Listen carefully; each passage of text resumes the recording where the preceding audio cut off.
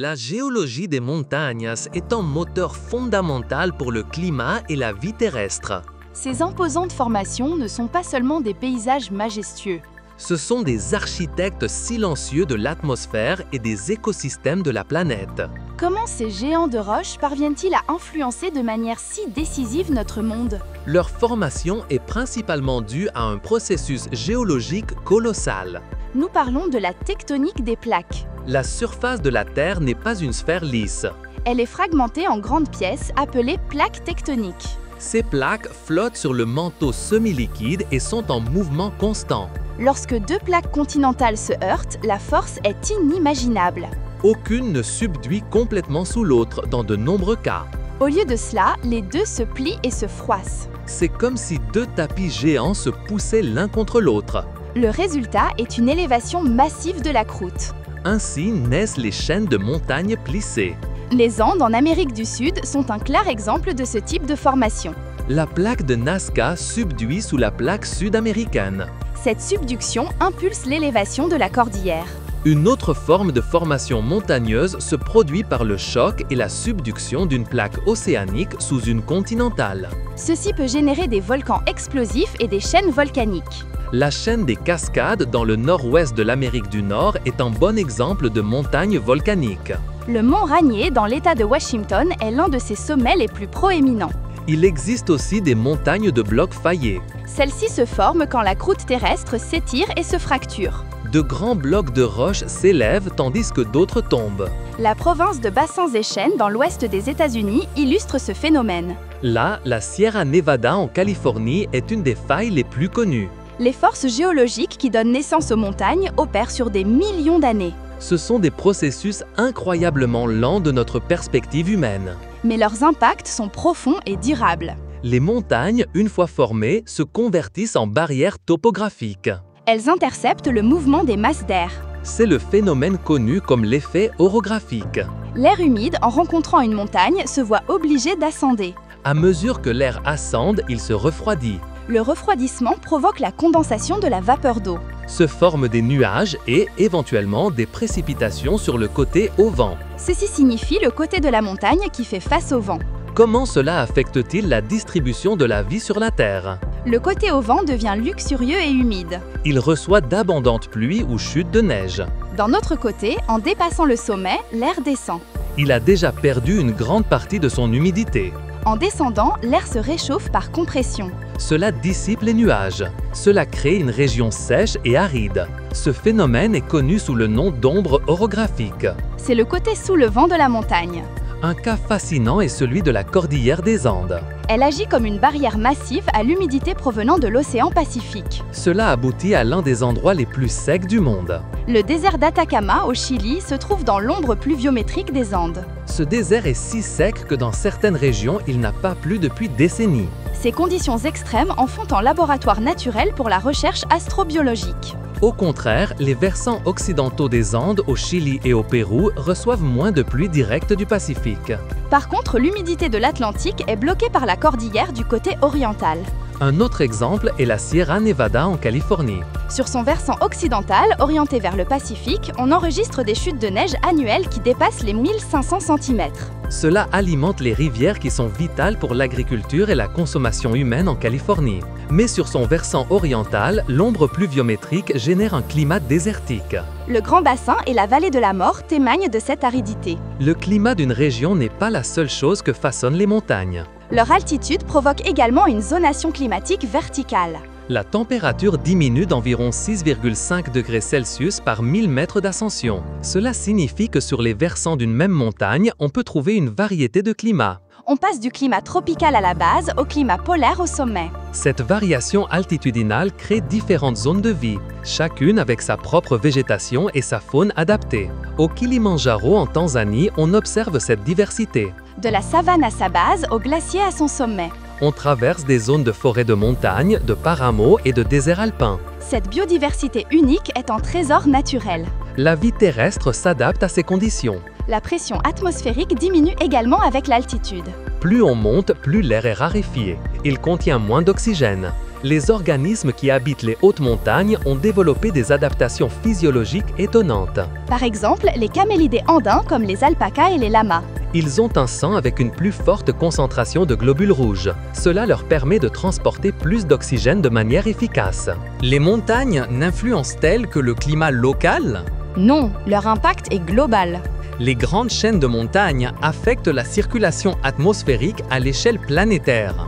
Elles dévient les flux d'air à haute altitude. Les vents de haute vitesse, connus sous le nom de courants jets, sont altérés par les montagnes. Le courant jet de l'hémisphère nord, par exemple, est influencé par les Rocheuses et l'Himalaya. Ces déviations peuvent modifier les schémas météorologiques à des milliers de kilomètres de distance. Elles influencent également la formation de cyclones et d'anticyclones. Les montagnes sont cruciaux pour le cycle de l'eau. Elles agissent comme des châteaux d'eau naturels. Elles stockent de grandes quantités de neige et de glace sur leur sommet. Au printemps et en été, cette glace fond lentement. Elles alimentent les rivières et les ruisseaux qui descendent vers les plaines. Elles fournissent de l'eau douce pour la consommation humaine, l'agriculture et l'industrie. L'Indus, qui traverse le Pakistan, dépend fortement de la fonte des glaciers de l'Himalaya. Plus de 200 millions de personnes dans le bassin de l'Indus dépendent directement de cette source d'eau. Les montagnes sont également des sources de biodiversité. Leur variété de climat et d'habitat crée des niches écologiques uniques. De nombreuses espèces de plantes et d'animaux ne se trouvent que dans ces régions. Ce sont des endémismes, des espèces qui n'existent nulle part ailleurs dans le monde. Cela en fait des points chauds de biodiversité. Des lieux avec une concentration exceptionnellement élevée d'espèces endémiques. La région des Andes tropicales en est un bon exemple. Elle est considérée comme l'un des points chauds de biodiversité les plus importants de la planète. Elle abrite une diversité étonnante de flore et de faune, y compris des milliers d'espèces d'orchidées et d'oiseaux uniques. La géologie montagneuse influe également sur la composition du sol. L'érosion des roches montagneuses libère des minéraux essentiels. Ceux-ci sont transportés par l'eau et le vent vers les basses terres. Ils enrichissent les sols des plaines alluviales. C'est vital pour la fertilité agricole. La plaine du Gange, en Inde, en est un exemple. Ces sols fertiles sont le résultat des sédiments transportés depuis l'Himalaya. Elle soutient l'une des populations agricoles les plus denses du monde. Les montagnes sont également une source de ressources minérales. L'activité géologique qui les forme concentre souvent des métaux précieux. De l'or, de l'argent, du cuivre et d'autres minéraux se trouvent dans des gisements montagneux. L'exploitation minière a été une activité importante dans de nombreuses régions montagneuses. Potosí, en Bolivie, est célèbre pour ses vastes réserves d'argent. Elles ont été exploitées depuis l'époque coloniale. Cela a eu un impact profond sur l'économie mondiale. La relation entre les humains et les montagnes a-t-elle toujours été mutuellement bénéfique? Non, l'interaction humaine a engendré des défis. La déforestation des flancs de montagne est une préoccupation sérieuse. L'élimination de la végétation peut augmenter l'érosion du sol, Provoque des glissements de terrain. augmente le risque d'inondation dans les communautés en aval. Le changement climatique mondial affecte les montagnes de manière disproportionnée. Les glaciers de montagne fondent à un rythme alarmant. Cela menace l'approvisionnement en eau douce pour des centaines de millions de personnes. Cela altère également les écosystèmes de haute montagne. Les ours polaires et autres animaux dépendent de ces environnements glacés.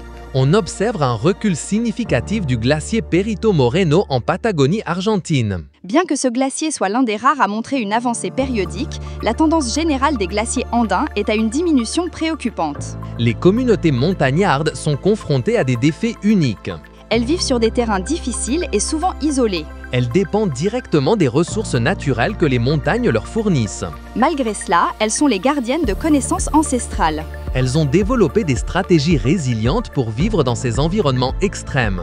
L'agriculture en terrasse dans les Andes témoigne de cette ingéniosité. Elle optimise l'utilisation de l'eau et prévient l'érosion. Elle permet la culture d'une grande variété d'aliments adaptés à l'altitude. La conservation des écosystèmes montagnards est vitale. Protéger ces zones signifie sauvegarder la biodiversité Assurer l'approvisionnement en eau pour l'avenir. et atténuer les effets du changement climatique. Des parcs nationaux et des zones protégées sont établis dans le monde entier. Le parc national Banff, au Canada, est un exemple de conservation réussie. Il préserve ses montagnes impressionnantes, ses glaciers et sa faune. Il reçoit des millions de visiteurs chaque année. Le tourisme durable est également promu. Il cherche à minimiser l'impact environnemental et à bénéficier aux communautés locales. La géologie des montagnes est un domaine d'étude en constante évolution. Définitivement, Les scientifiques continuent d'étudier comment se forment les montagnes Comment elles interagissent avec le climat? et comment leur évolution future aura un impact sur notre planète. Les simulations par ordinateur et les données satellitaires ont révolutionné cette compréhension. Elles permettent de modéliser des processus géologiques complexes.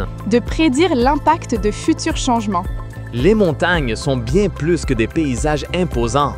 Ce sont des forces dynamiques qui façonnent le climat Elles régulent les cycles de l'eau.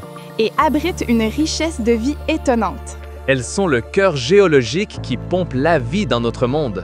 Des imposants Himalayas qui dictent le climat de la mousson aux Andes qui abritent des déserts et nourrissent des rivières vitales. Leur influence est indéniable et omniprésente. Comprendre sa géologie est fondamental pour saisir l'interconnexion complexe de notre planète. C'est également essentiel pour assurer un avenir durable pour tous. Alors, la prochaine fois que vous observerez une montagne, souvenez-vous de son pouvoir silencieux et de son rôle essentiel dans la grande danse de la Terre. L'aventure d'explorer la géologie de notre planète ne fait que commencer. Si cette explication vous a paru fascinante, offre-nous un j'aime. Abonnez-vous à la chaîne Explorando pour ne pas manquer nos prochaines expéditions. Laissez un commentaire avec vos pensées ou questions sur les montagnes. Et partagez à cette vidéo avec d'autres explorateurs.